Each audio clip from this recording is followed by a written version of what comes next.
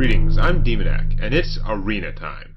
Alright, Mage, Druid, or Warlock again. I guess I'm just gonna take Mage again. I want to redeem my stupid Mage in the arena. Got the Sea Giant, who is pretty good. The Doomsayer, who I think is actually a good card, but you know what? When I play him, he requires you to play and think in a different sort of way, and is risky, and you know what? He makes me play badly. So, just for me, I'm not going to take him. I'm not going to take the Captain. Sea Giant is pretty strong. He's effective. Alright. Wow. I've got to choose between Fireball and Cone of Cold. Fairy Dragon's fine, but Fireball or Cone of Cold? Fireball helps kill my opponent, but Cone of Cold is amazing.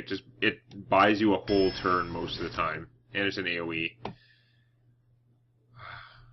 Arcane Explosion, not my favorite. Flame Strike or Mirror Image? That is really hard, because this is good. This gets you a good early start, but this helps you recover from a situation where you're losing. This also helps you recover from a situation you're losing. This is much, much, much cheaper. Oh, man. Probably dumb, but I'm going to take the Mirror Image. People are going to complain about that. Oh, of course. Now, just to piss me off, there's another Mirror Image. I'm still taking it. But yeah, knowing there's another one right there, I would have taken the Flame Strike. Alright, out of you guys, do I want the Shield Master or the Flesh-Eating Ghoul? Flesh-Eating Ghoul can sometimes just go crazy and kill everything and win. And as a mage, I might be in a position to do that, where if I just get this out and keep killing all my opponent's creatures with spells, hypothetically, that would be awesome. But I think I'm going to go with the Shield Master. He's just more all-around, like, reliable. Drawing cards is good, but no. Fireball. Fireball is power. I like Taunt. On the other hand, you are pretty nasty because I can buff you up intentionally as a mage. You've got enough hit points to take it. I can also do that to him. He doesn't have the hit points to take it. But he does have Taunt, so he's useful in terms of maybe being able to stop something. And if he doesn't get attacked, then I have the option to boost him up to a 5/2 and swing for some major damage, and then my opponent still has to kill something against him. Like, they're going to lose something to kill him, usually. Or to spend a card. But I'm going to take him. I'm going to aim for a little bit faster in some of this other stuff. I want that 3 and 4 cost range of sweetness, although did take the Shield Master last time. Do I want the Flesh-Eating Ghoul? I'm going to take a Berserker, because I've got to make sure I have some fat in there, and he can turn things around. So I'm just, like, all over the board here. As a mage, I'm definitely taking the Kobold Geomancer. I would probably take him anyway in almost any deck this early on when I don't know how much direct damage I'm going to have, but as a mage, I'm really prioritizing the damage-dealing spells, too. She's very interesting, because I'm hoping to have a lot of spells, but she's still, like, she's just giving me a 1/1 token for those spells. The Sunwalker is amazing at, like, saving your life, and also killing a lot of things, so I'm going to have to go with that. War Golem is fat. You draw me a card, and you, again, the nerf makes a big difference. Before the nerf, I would have chosen these things pretty much every time they ever come up in the arena. But they're more balanced as a 3/2, because unless the thing I'm buffing has higher defense, I always feel like, say I have out like another 3/2 creature, or it's even worse if I have out like a 2/1 or something. If I play her and boost it, that's awesome, but then I've got a whole bunch of weak creatures that can die to an AoE easily. She's always easy to AoE, basically. At 3 toughness is reaching the point where most of the common area damage spells don't do quite enough. Except for like the high mana cost ones. Oh, do I want to take her or no? I'm still going to take her. She's still pretty strong. I have a couple of more expensive things now in the fat area. Okay, he's very good for a mage, but I've got an opportunity to take a Flame Strike, and I missed that other one, so I have to. I don't like the Frost Lance as much. You really need to have a lot of the mage freezing stuff. I can't count on that too much.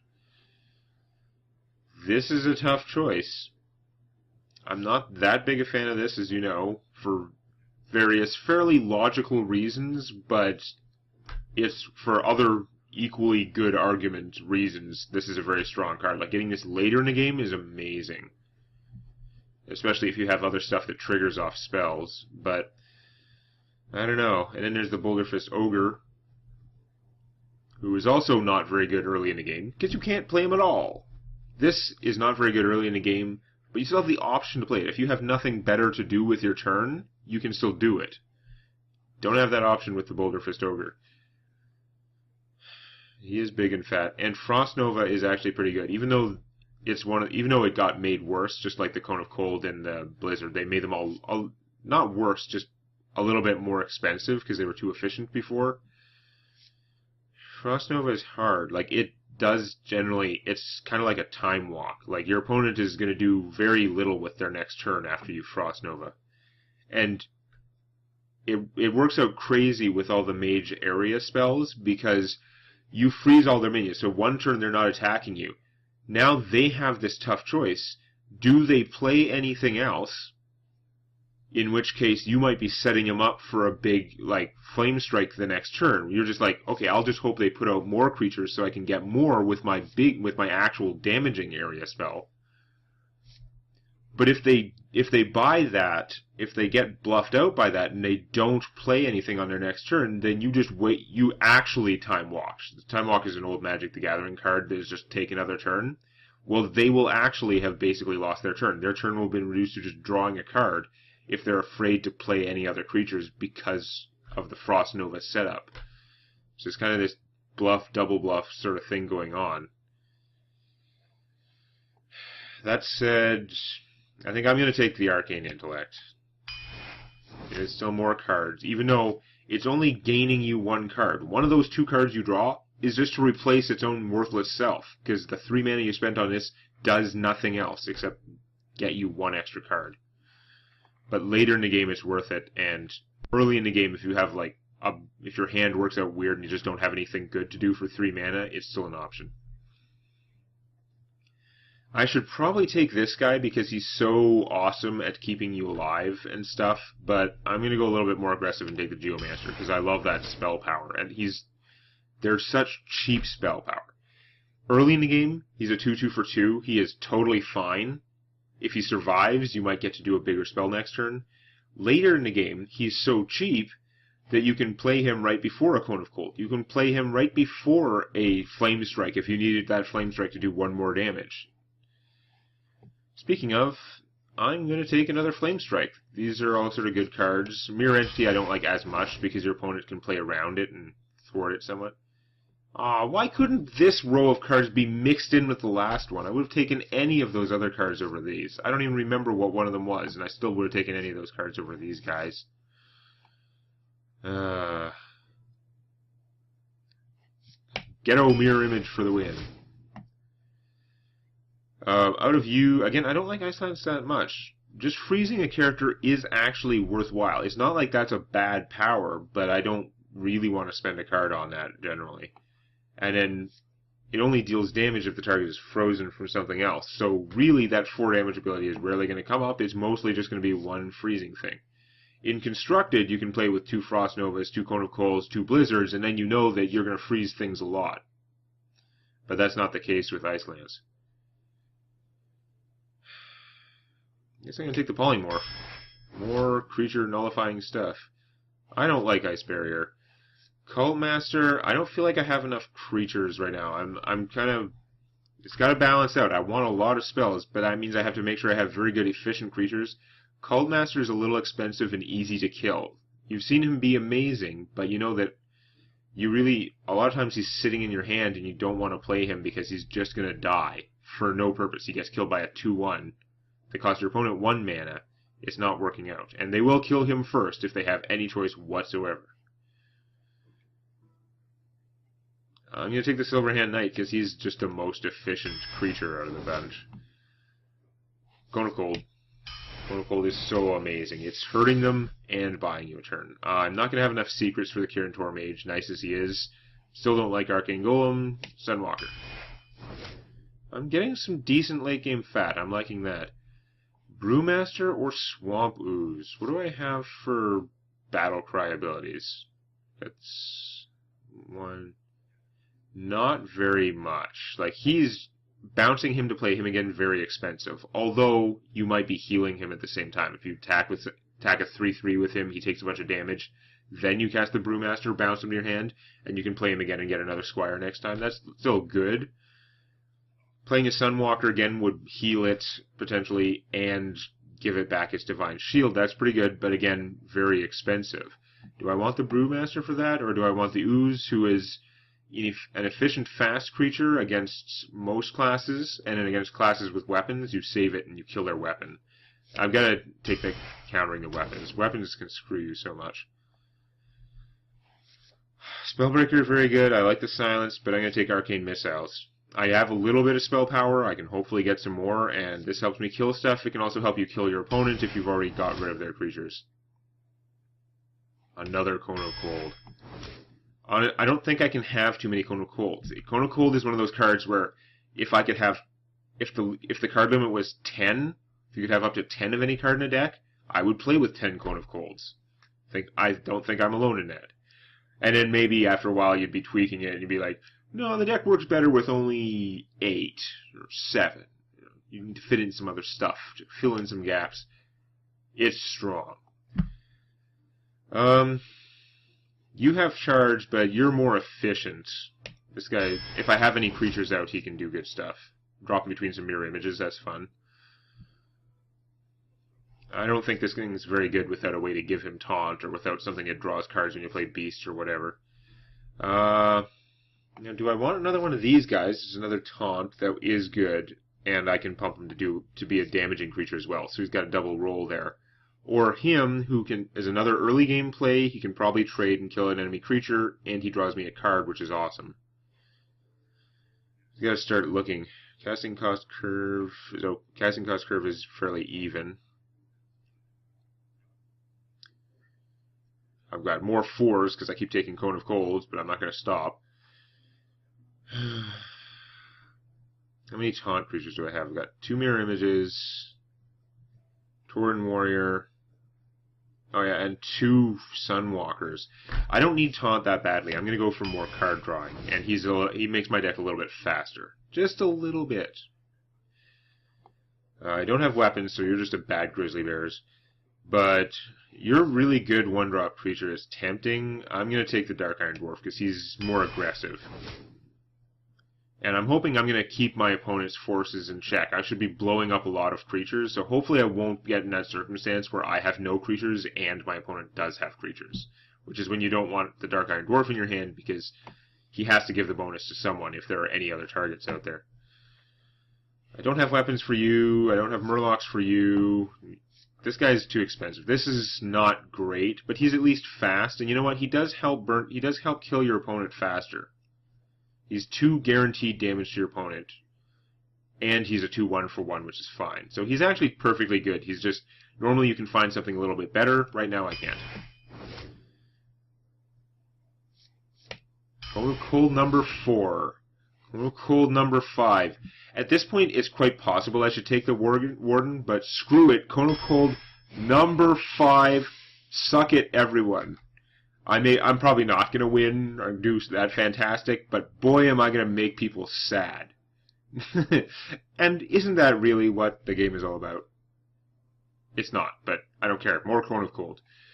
And actually, I have a chance to finally get Spellbender, which is I've never had the opportunity to play with it before. I mean, I don't have Murlocs for him. I don't think I have a single one in there. So he's just a 3/3 with a potential liability, because he might give bonus to my opponents. This guy doesn't have the liability. He's just a 3/3 for 3. But I don't have any pirates, I don't think. Pretty sure I remember that. I'm going to take the Spellbender. This is really good, right? This thing, it's a secret, so your opponent doesn't know what it is, and they've got to go through that process of figuring out what your secret is. If they don't go through that process, then they're probably a bad player you don't have to worry about. Because when your opponent plays a secret, you are trying to figure it out. Your job is now to be Sherlock Holmes. You got to be Batman. I'm not practiced at pointing to him yet. He's new. But you have to do that detective work and figure out what your opponent's thing is, because if you don't, you're doing yourself a disservice. Now, you can take the gamble. There's a difference between not worrying about it and thinking about, okay, what could it be, and saying, I know that this hunter has a snipe out there. I know it's going to do 4 damage to the next creature I play, but my chances of winning the game will be much better if I can play this guy. If it's not a snipe, then I'm going to get a big advantage from playing this guy. That might mean this will help me to win really fast, or it might mean this is the only way I can not lose. But there are definitely circumstances when you're just going to have to take the risk. I just hope that's not a snipe, and try it. And sometimes you will get screwed, but you have to know what you're getting into, so you're playing the odds. Anyhow, Spellbender, though, is amazing, because it only triggers when your opponent casts a spell on a minion. If your opponent fireballs you directly, this won't help, whereas Counterspell would get rid of that, right? But if your opponent fireballs my Sunwalker, say they Fireblast, they're another mage, they Fireblast my Sunwalker, knock off the Divine Shield, and then they're like, haha, Fireball, I kill you! Spellbender will be sort of like that Paladin Noble Sacrifice guy, you know, he's like, get down! And the 2/1 comes out and intercepts whatever creature is attacking. This 1/3 will come out and intercept that Fireball. It'll take the hit for my Sunwalker. That's awesome. And it's even more messed up than that. Not only will it eat a Fireball or a Polymorph or a Hex or whatever, as long as, I think it has to be a single target spell. If it's an area spell, this obviously doesn't come up. I think it's got to target exactly one minion, right? But if my opponent is like Paladin, he plays Blessing of Kings on one of his guys, he's going to give his guy +4/+4 and attack. I'm sorry, that targets a single minion. The Spellbender will pop out a 1/3 and steal his Blessing of Kings, and now I've got a 4/7 sitting there, and he's like, what the hell just happened? It's amazing, and I'm definitely taking it. Alright. Is this the best deck ever? I don't know. I tried to get myself enough meat, to get enough creatures there. I know I have tons of spells for killing things. I don't have a lot of inexpensive ones. Mainly, I have 5 copies of Cone of Cold. And that's pretty much my plan, is to just keep Cone of Colding things until my opponent cries and quits. Realistically, the plan is more that I'm going to be able to keep stalling with Cone of Colds until I can get out the forces I need to press the advantage. So unfortunately, I'm not going to be able to Cone of Cold until I can play a big AoE and finish them very well. I don't have that many other damaging spells. It's mostly Cone of Colds. There is a Flame Strike. There's some potential that I could Cone of Cold and just keep a guy stuck for 2 or 3 rounds until I get the Flame Strike. But, yeah, I'm still going to get in a lot of stalling. There are going to be a lot of turns in the middle of a game, mid to late game, where my opponent is just unable to attack, and their creatures are getting worn down slowly by the 1 damage every time. Or maybe 2 damage with one of him. We're getting rid of the Flame Strike and the Sunwalker because they are expensive. And we're going to get back much cheaper cards, although I kind of wish I didn't have all my Geomancers up front, unless I start drawing Cone of Colds really fast. Now, do I just coin out a Geomancer? I don't think so. I've got the Mirror Image. No sense, like, going nuts with them. Cone of Cold will protect me. Alright. I'll probably just Fire Blast my opponent next turn unless he puts out a creature with 1 toughness.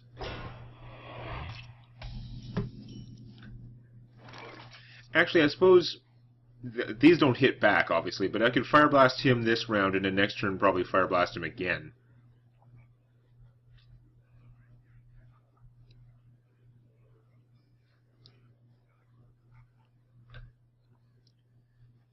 That's not going to be a very good use of my next turn. Like, my next turn I could just coin out the Shieldmaster. Okay, I'm going to go a little bit more aggressive than that. Although the Geomancer won't be able to attack until I kill that thing. Yeah, I don't really want to play the Geomancer right now. I wonder. I maybe will slow play this a little bit. The theme of my deck is going to be slow play with 5 cones of cold.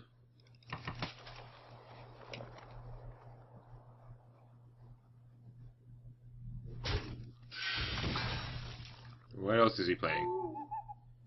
Oh, that's annoying. Ooh. Okay, that's pretty funny. Is it really good? Not really, but I'm going to get some card advantage here. That's the way I figure it. So I could coin out my Shieldmaster, and my opponent would beat him almost to death, although maybe it would cost him both his guys. If he beat him to death and then Kung Fu's him, takes 3 damage, that would be a pretty good use of the Shieldmaster and the coin, frankly. Should I do that? Because the other choice is I can kill one of these guys with no cards, play a Mirror Image. The other one will kill half of the Mirror Image, and then I'll have the option of blowing it up, or just playing a Shieldmaster without the coin, or coining out this guy. It leaves me so many more options. It's really a hard choice. I don't know which is better. This feels like the more aggressive play to me. Opponent's got 4 cards left, and I have all these. I won't have as many cards once I use the coin. Yeah, I don't need the mirror. I don't need to stop these guys that badly. You know what? If something goes wrong and the Shieldmaster dies, it's still going to have taken my opponent some resources. I gotta remember, this is early in the game. I have 30 health. These guys do 2 damage each. Taking an extra 1 or 2 hits from them is not the end of the world. This move has a little bit of risk in it. So does the other one. But this one has a lot of potential to immediately do good things for me. It's the way I'm seeing it right now.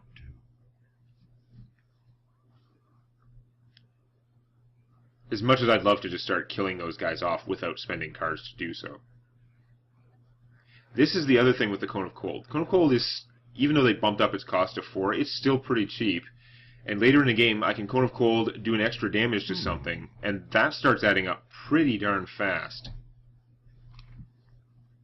Now, Cone of Cold doesn't hit all of their forces, but as long as I can keep the opponents down to 3 creatures, I'll be fine. And usually I should be able to keep them down to 3 relevant creatures. He is going to just spend everything to kill the Shieldmaster, which involves him taking a little bit of damage. And you know what? That's fine. That Shieldmaster totally got good value. Sunwalker, can't play that yet. Now, I can't play the Mirror Image and a Geomancer, which is too bad. I would like to get out a Geomancer preemptively, just in case, under the circumstances. Right now, this guy costs 8. If I play Mirror Image, his cost will go down to 6. That's really not going to help me right now. I think it's going to be Mirror Image and shoot that for 1. Not a very exciting turn, but...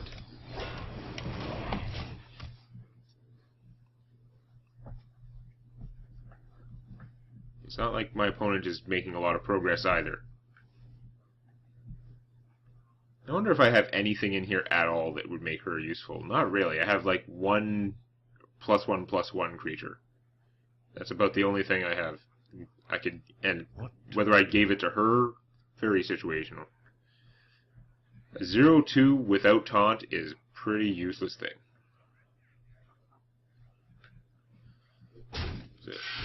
Oh no, I never saw that coming.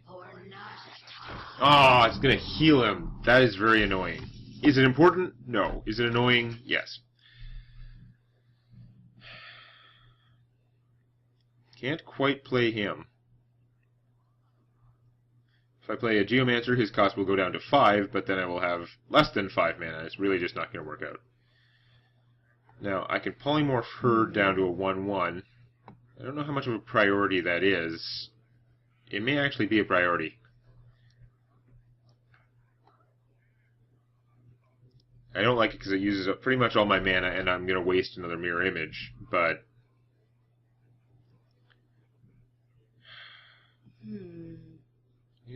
again, I'm at full health. She's just a 4/5. I don't really need to polymorph that badly. It's just that what I'm thinking, if I play this guy, I get a 4/4 and a 2/2. He's going to kill her with his 2/2. and then kill my 4/4 with her, and I'll have to spend 2 mana to kill this thing next turn. Whatever. It's not worth polymorphing her. I need to save the polymorph for something that is big and very threatening. And I've got to remember that you only have so many of some of these things, and this seems like a threat now, but it's actually just not a threat worthy of polymorph. I'm not going to gain that much strength, board position, or whatever by getting rid of her now. And my opponent could go ahead next turn and play a Sunwalker, or the 2 turns from now could play Ragnaros. Actually, he could have innervated and played Ragnaros right then. And I would have felt like some dumbass if I had polymorphed a crappy 4/5. This is going to hurt, though. Oh, he's just going for the kill. Interesting.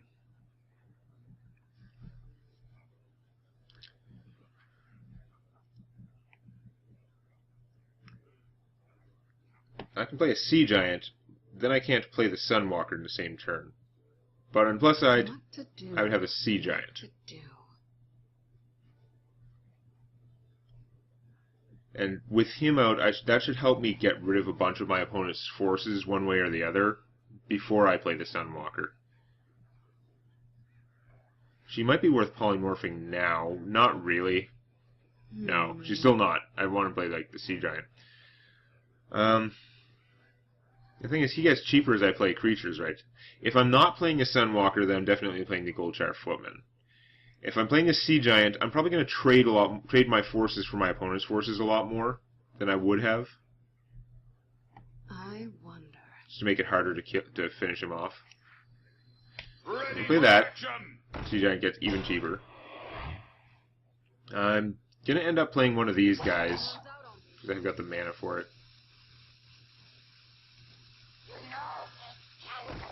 And Sea Giant. Trade the Squire for that thing.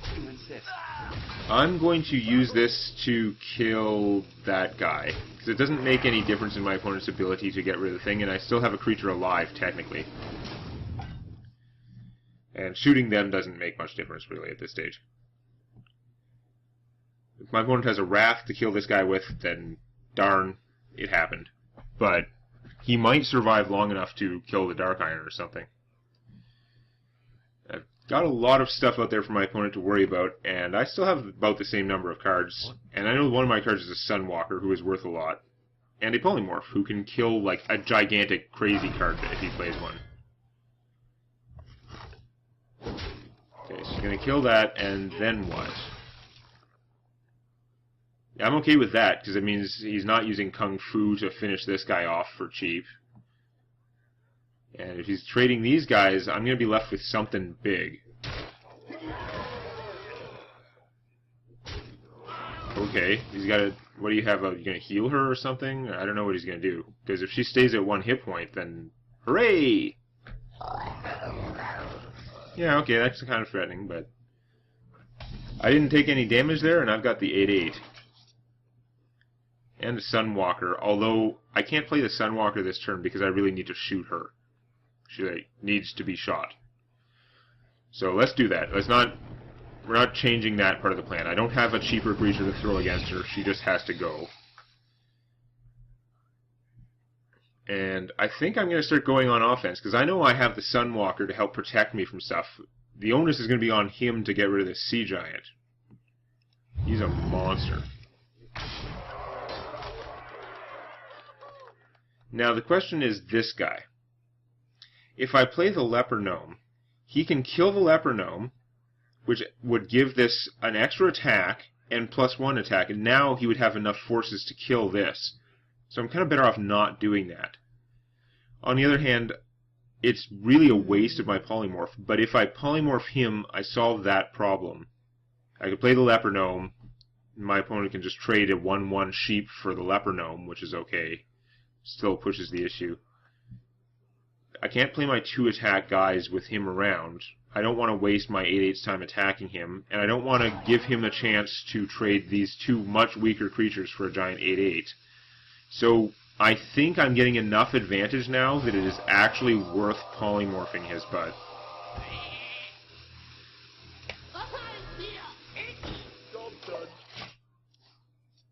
I could be wrong. Again, if my opponent plays something really impressive now, which is getting more and more likely, like he might just play an Iron Bark, and that will suck.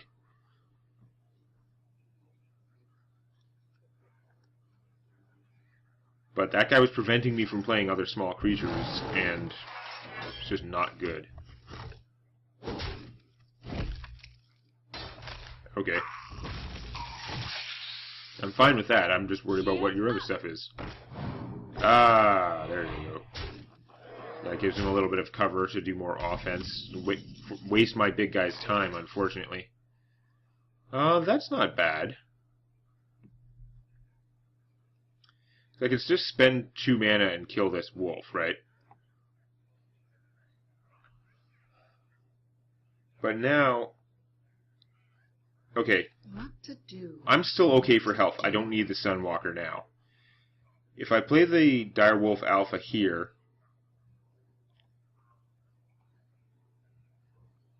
I just can't quite do it. I can't quite kill both of them without using him. That's my problem. What to do? What to do? I don't really want to take the 4 damage to kill that, but it's definitely the most efficient way to do it. It's because the Direwolf Alpha gives her +1 attack. Now she can hit something for 1. She could kill the sheep, or she could soften him up and allow me to Fire Blast him. But I only get 1 Fire Blast. I can't Fire Blast the sheep and finish him off. I wonder.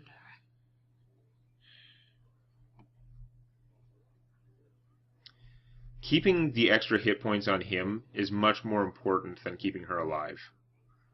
So I think I'm going to do this in such a way where he's actually going to waste his time attacking the sheep, but I'm going to use her to finish off this guy.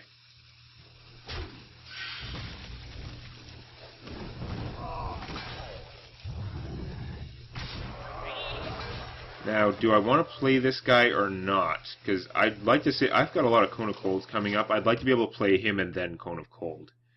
My Direwolf Alpha is going to die, but either he's going to die or this guy's going to die, and I don't like either of those options. I might as well keep control of this one, even though it means I might not have enough mana to do everything on some turn. That is big and not good. That's the kind of thing I might have to waste this guy's time killing. Especially since she's alive. This would be a good time to draw one of those Cone of Colds. I'm just saying. Yeah, whatever. 17 cards, 5 of them are Cone of Cold, and that's not one of them. Hooray! Well, what I can do is I can play the Sunwalker and shoot this so that she's not around to pop the Sunwalker's bubble. He can pop it with his face, but in the meantime, I'm going to do a lot of damage to him.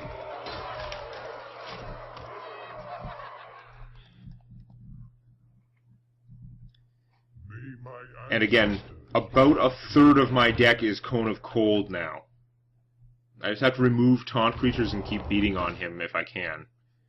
Although I do need to start drawing them. I mean, sounds like I should be drawing them all over the place. There we go. But it's not guaranteed. But I did get one. So now, the fun begins. It is now a 2 damage Cone of Cold. And I can shoot the taunt creature and attack for an insane amount of damage. At this point, the situation's already pretty much unrecoverable, and I have a lot more Cone of Colds coming. Okay. You do know you could have used Bite as well if you did it before. If he did that before, he could have killed her. Wouldn't have helped, but yeah. That was a good sign, though. I managed to hold that game together, and even though I almost didn't get a single Cone of Cold, I finally got the one, but I wasn't drawing them all game. I guess the next test will be what happens when I draw nothing but Cone of Cold and I don't have anything to actually improve my position in the meantime, which will probably happen next time. Please click the like button before it clicks you.